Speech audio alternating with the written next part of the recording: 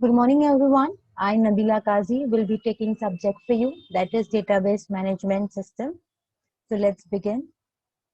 First, we'll identify what are the objectives of studying this course. So I have categorized these objectives into five. The very first objective is to understand the fundamental knowledge of file system, database concept, and the use of relational databases. Second objective is to study different data models and the conceptual design using ER diagram. Third objective, students can use SQL operations like insert, update, delete, and manipulate the databases. Fourth objective, learn how to design and create a good database using functional dependencies and normalization. Last objective is to understand the SQL constraints. Course outcomes. After successful completion of this course, the student would be able to do first, compare file system and database and explain how DBMS is better than traditional file processing system. Second, analyze the physical and logical database design, database modeling, relational, hierarchical, and network models. Third, analyze and renovate an information model into relational database schema and to use a DDL, DML, and DCL utilities to implement the schema using a DBMS. Fourth, formulate data retrieval queries in SQL and relational algebra. Fifth, demonstrate an understanding of functional dependencies, normalization theory, and apply such knowledge to the design of a database. Sixth, demonstrate and explain terms like transaction processing, concurrency control, distributed databases, and big data. So let's begin. So the examination pattern for your will be your internal marks, that will be of 25 marks, theory will be of 75 marks, and practical will be of 50 marks. So together you have 150 marks, and this is the pattern which is common for all the subjects. Next, we are moving to the syllabus. So we'll first see what are the units consist of the topics. So the very first is your unit 1, that is introduction to database and transaction. So here you are going to study what is database system, purpose of database system, view of data, relational databases, database architecture, transaction management. Next chapter, you have data models. So here you are going to study what is the importance of data model, what are the basic building blocks, business rule, evolution of data models, degrees of data abstraction, database design, ER model and unified modeling. Next chapter is database design and ER model. So here you are going to study different ER models, that are constraints, what are the introduction to UML. So this consists all over your introduction to your database and transactions. Next, we have unit 2, that is your relational database model. So here you are going to study what is the logical view of the data, what are the different keys, integrity rules. Next, we have relational database design. So you are going to study about features of good relational databases, atomic domain and normalization, 1NF, 2NF, 3NF, BCNF. Next topic is syntax, semantics, operators, grouping and ungrouping, and relational comparison.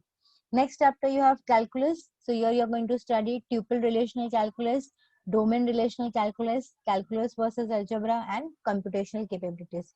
So in this unit you are going to study everything with respect to your relational databases. Next we have unit 3. The chapter name is constraints, views, and SQL.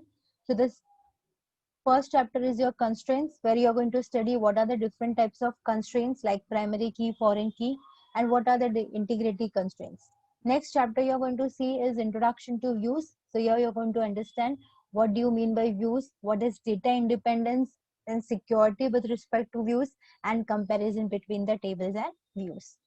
Last chapter is your SQL. So here you are going to see that how you're going to define your data in SQL, what are the different aggregate functions which are used in SQL, how null values are defined in SQL, nested subqueries, joint relations, and triggers. Next, we have unit 4. So the unit 4 is transaction management and concurrency control. So here you're going to study what do you mean by transaction, what are the asset property with respect to transaction, serializability and concurrency control, log-based concurrency control, that is your two-phase locking and deadlock, time stamping methods, optimistic methods, database recovery management. So here in this chapter, you are going to study what do you mean by transaction, how the concurrency control which takes place in the transaction is managed using the different methods and mechanisms. Last unit is your PLSQL, that is Procedural Language Structured Query Language, that is PLSQL. So here you're going to have more practical approach. You're going to understand what do you mean by PLSQL, what are the identifiers and keywords used here, what are the different operators and expressions, what are sequences, control structure like your if else if structure, nested structure, what are the cursors and transaction collections and composite data types here. How do you define your procedures and functions in PLSQL? How do you do the exception handling here? What are the different packages with clause and hierarchical retrieval triggers? So in this unit, you are going to see practically how you will use PLSQL and you will going to write the code for the same. Next, the reference book. So here we have 4 reference book. The very first is database system and concepts. Second is database system. Third is programming with PLSQL. And the last is introduction to database system. So out of these 4 books, the suggested one is the very first, that is database system and concepts from A. Silberts, H. Cott and S. Sudarshan, which is a 5th edition from the McGraw-Hill. Next, we are moving to is developer roadmap. So before we move to the developer roadmap, let us first understand that what do you mean by data? What do you mean by databases? Then only we can understand this diagram which I have quoted here. So when I talk about data, it is nothing but a fact that is related to any object. So whenever you are organizing your data into rows and columns, then that is called as databases. So with databases, you can have your data in a systematic way. You can have different collection of your data, which will really help you to have your data storage, retrieval, insertion and deletion in a proper way, that is in a form of a table. Like if I talk about a university database, so your university database will have details about your students, your faculty, the admin, the courses which you are running, the students which have enrolled for the course. So that is your databases where you will have your data stored into it in a proper format, that will be in a form of a rows and columns, and the structure will be simplified one wherein you can just by seeing understand that what information is stored there and how you can have an access to that information. So here we have a developer roadmap. So here we have something called as front end, something called as back end, and there is a connecting point between the front end and back end. Okay, so first we'll start with what you mean by front end. So front end is nothing but an interface, or you can say a GUI, through which your information is being captured and that information is being sent to the database and it is being verified. Okay, so all your front end languages which are used is your HTML, CSS, JavaScript, AngularJS, bootstrapping, React.js, and so on. So front end is nothing but designing of the user interface, the fields which you design and where you entered your data, that is called as front end. Okay. Next we have a back end web development. So to connect your front end and back end, we need some string. Okay, that is called as connection string. So that connection string can be done with different programming languages. The common ones is PHP, Node.js, Ruby, and Python. Database is nothing but a backend, okay, where your all the information will be stored in a form of rows and columns, and that will help you to identify your data in a better way. Okay, so the programming languages, or you can say the database languages which are used here is your MySQL, MS SQL, MongoDB. There is even SQLite, there is Oracle 11g, there is IBM DB2. So there are n number of database programming languages which are used, but the most common ones are used is MySQL. So in the developer roadmap, you can see there is something called as front end, which takes the information. There is called as backend web development. That is nothing but a connection string between your front end and backend. And your backend is nothing but a database where your all the information which is entered by the user is stored in a structured form, that is in a form of rows and columns. And the languages which are used for querying your databases is MySQL, MS SQL, MongoDB, and so on. Okay, so this we are going to take with an example. So let's take an example here. So here I have taken an example of a Gmail account. Okay, so here you can see there are two forms here, or you can say two front end. Okay, so the one front end is your signing page, that is nothing but your login page, and your second front end is nothing but your registration page. So whenever you want to make a Gmail account, at the very first place where you need to register yourself.